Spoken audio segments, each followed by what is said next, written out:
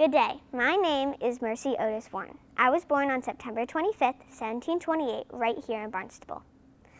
I had one brother, James Otis, and he meant everything to me. In 1754, I married my husband, James Warren, who went off to fight in the Revolutionary War.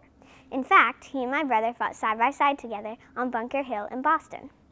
Before the war had started, I became very good friends with Abigail Adams and wrote to her often. While the war was raging outside our windows, I wrote to her a list of things I thought all Americans should have their part in: independent control. I wrote down all of my ideas and sent them to her in an envelope. Later, she would give these ideas to her husband, John Adams, who would turn them into the 10 amendments that start our Bill of Rights. My life came to a close on October 19th, 1817. I lived a long life of 87 years, or it was considered very long back then. Today, a statue of me stands in front of the Barnstable Village Courthouse. Today I am known as a writer, but I was more than that. I was a Revolutionary War hero. Thank you.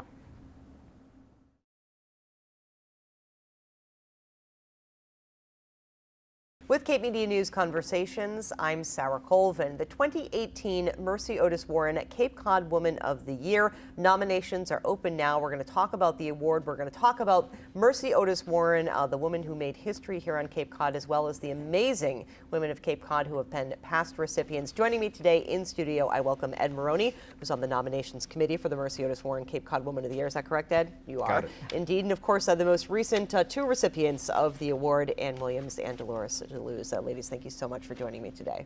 Our pleasure.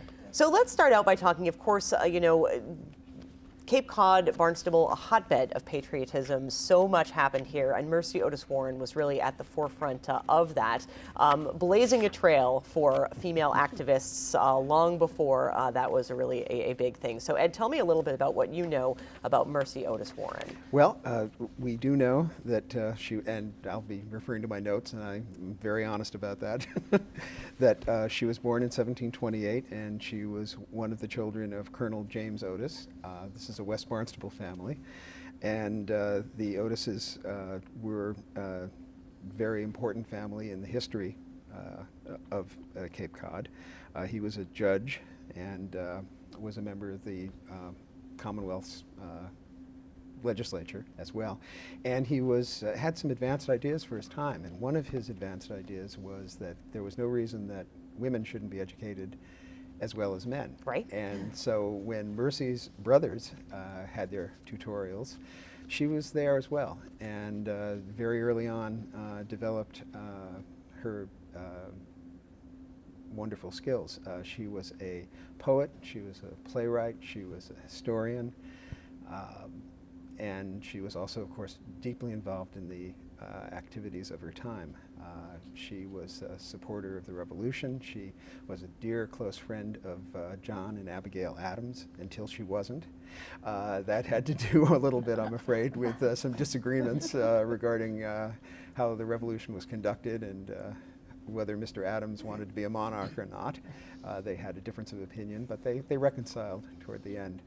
And so the Mercy Otis Warren Committee came together almost 20 years ago and thought of a way to remember Mercy and also to honor the Cape Cod women who followed in her trail, who contributed something special to our history. And looking over the award winners over the years, our very first Cape Cod Woman of the Year was Marion Villamere, who was a great historian, wonderful writer, Cape Cod Writers Center and so on. Jean Gardner followed her. She was a historian deeply involved in Yarmouth with that.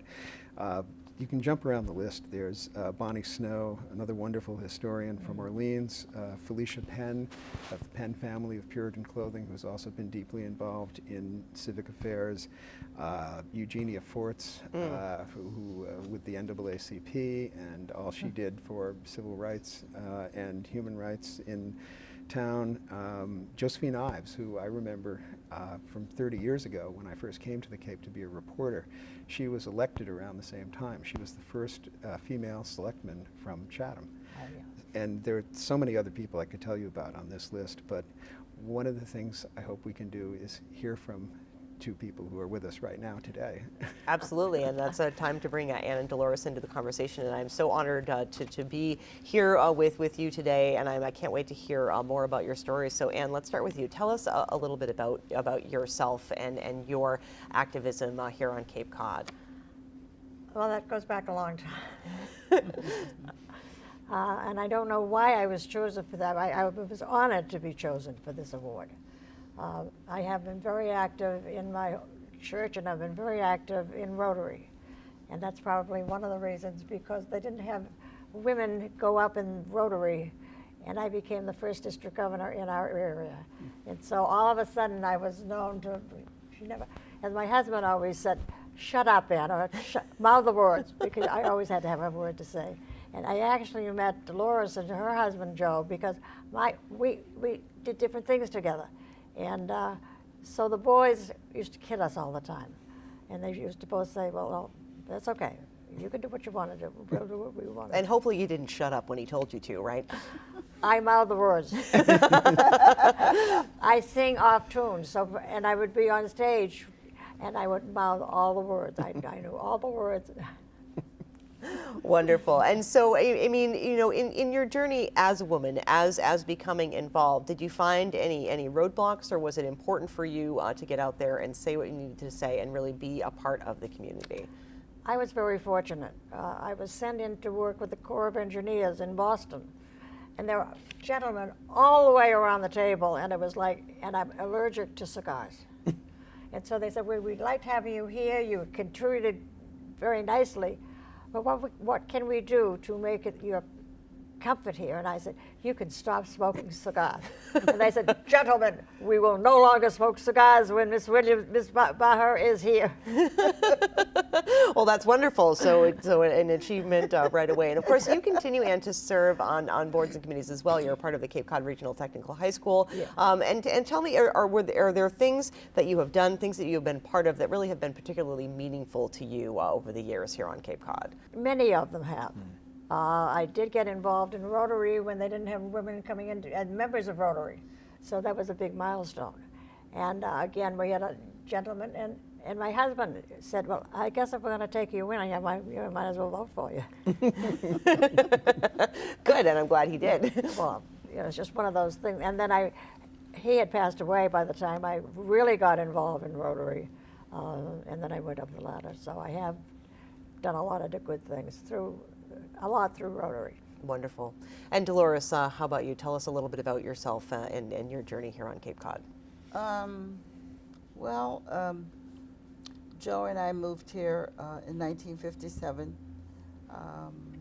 Before that, he was working in Waterford,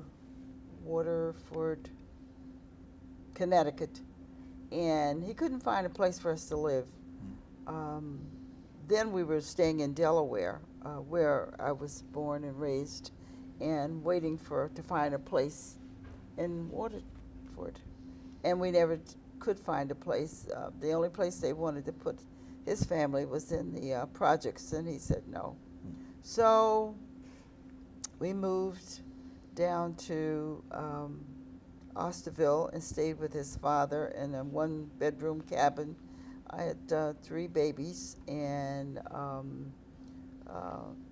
Joe worked on the cranberry bogs, wheeling cranberries for the first year we were there. Then he got a job helping to build the Osterville Library. And from there, we finally got a place in Hyannis in General Patton Drive. And we started to build our own house in 58 and 59. We built our own house on Mitchell Way. I helped. He would drop me off. We only had one car. I'd be there during the day. He'd drop me off with the kids, with a playpen and around, what do you call those that you? A grill. A playpen and a grill. A grill. So, and I would do all the, whatever he told me to do during the day. He'd build a staffel for me, and I would do all the work you know, filling in the holes and sanding and all that kind of thing, along with, by that time we had 4 babies, so it was a great adventure. But the thing was, when he took me home at night, he would sometimes go back and put up floodlights so he could do more work. And that was before we had cell phones or any kind of communications. And I wouldn't know. I would think all kinds of things had happened to him, that maybe he'd fallen off or something, whatever. But there was no way to find out what things were going on while we were there. So we moved on, and we got involved in the community with the NAACP. He was president for 40 years. Before that, I used to work with Juliette Bernstein, whom I dearly love, and who is still alive, and well, she is my idol. Along with a lot of other women in the community at the time. Judy Barnett, we formed a fair housing. I don't have my notes with me.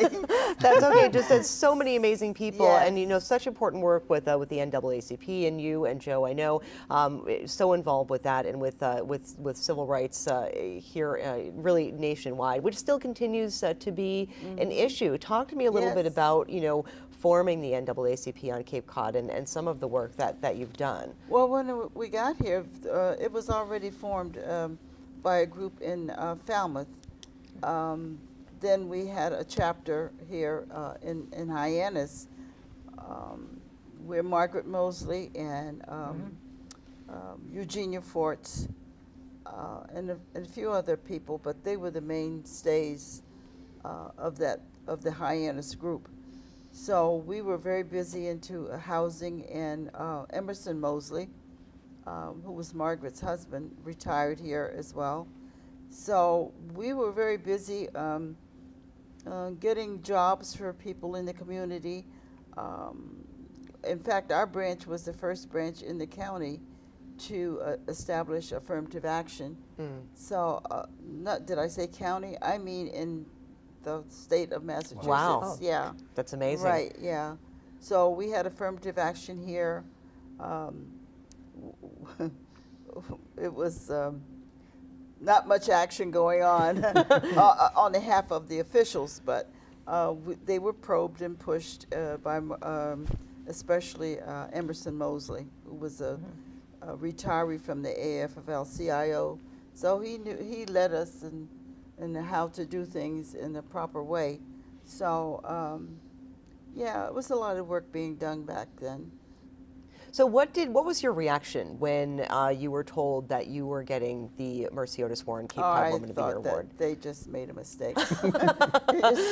They gave it to no, it couldn't be me. What have I done? I mean, when I looked at the list of people that before me, and I'm like, I don't think so. But Ed and Ellen were my Ellen actually nominated you. Yeah. Ellen, yeah. Ellen Chahan, Yeah. my wife. So They know what you had done. And for you, what was it? What was your reaction when it was announced that you were going to be the recipient of the award? I was stunned. And then I thought of some of the things that they put in the write-up, and again, it was doing a lot of different things with different kinds of people, including Joe and Dolores, which was kind of interesting. When she was named, I thought, oh, the boys would say they never did any. They always had to say the right thing. Oh yeah, yeah. They teased us all the time. Yeah. In fact, my husband gave me a plaque that's still on my refrigerator that says, paraphrase, quiet women never make history. It's true. Yeah. Well-behaved women never make history. That's what it was. Yeah, behaved women never make history. So he brought me that, so okay. That's wonderful. And I'm sure, Ed, serving on the nominations committee, it has got to be a challenge because we have so many wonderful women here in the Cape Cod community. How many on average applications do you see on a yearly basis? Scores, I think. I'm not really sure. I didn't bring the numbers with me, but I know there have been years when there have been I'm guessing now, 50, 60, something like that. There are so many women on the Cape who are qualified for this award. And this is maybe a moment to ask your audience to, our audience, to help us find them, because this isn't something you nominate yourself for. Right. This is something somebody in your community has to say, you know, that is the Mercy Otis Cape Cod Woman of the Year. And we've heard the wonderful work that Ann and Dolores have done in the community. We look at the list of folks that have been on the list. So what are the qualities? What makes a Mercy Otis Warren Cape Cod Woman of the Year? Well, to be official about it, which is probably He refers should. to his notes. Yeah. It is presented to a woman who is a resident of Cape Cod, has demonstrated leadership in the Cape Cod community, and has made significant contributions to one or more of the following. And these reflect Mercy's life and her virtues and abilities. So if you've made contributions to the arts, education, business, community involvement, volunteerism on the local level, and undergirding it is the idea of embracing the ideals of patriotism while involved in that. That's who we're looking for. And right now, if you can see this, that is the brochure that's in all Cape Towns. We know because we drive it there every year. It's in post offices, it's in community centers, it's in libraries, it's in town halls. And you'll open it up, it'll tell you a little bit about Mercy, and then there's a nomination form. And you can use that nomination form and mail it in. The address is right there. Or you can send an email to Mercy Otis Warren, Cape Cod, @gmail.com. And if you go to barnstablecounty.org and put in Mercy Otis Warren, you'll find a page where you can actually do it online. I hear that people do that these days. Yes. It makes things pretty easy. And so Yeah. again, looking for that. And the nominations are due by Patriots Day, appropriately. Patriots Day, and I'm not thinking April of the exact 16th. April 16th That's right. this year. And I should add that also, in addition to filling this out, we ask you to do up to one page that describes what qualifies your candidate and what makes her unique and deserving of such an honor. And I'm sure there are lots of people out there who are thinking of lots of other people right now, and we would welcome that. There's an award ceremony at the old Barnstable County Courthouse in Barnstable Village on June 5th, and there's an opportunity to hear from the recipient. There's a beautiful statue that David Lewis, the sculptor, has created, and there's of Mercy. It's he created the sculpture that's on the courthouse lawn. Sure. And so it's a replica of that. And so we just encourage people to join this fabulous sorority.